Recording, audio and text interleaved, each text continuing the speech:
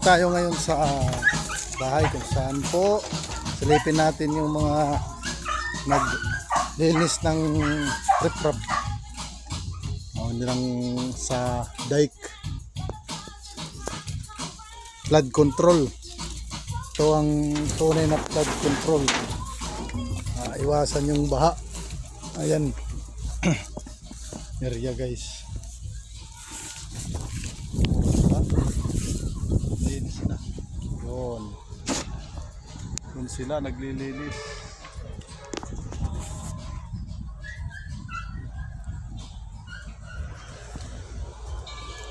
Maganda na yung ano dito area, malinis na yun.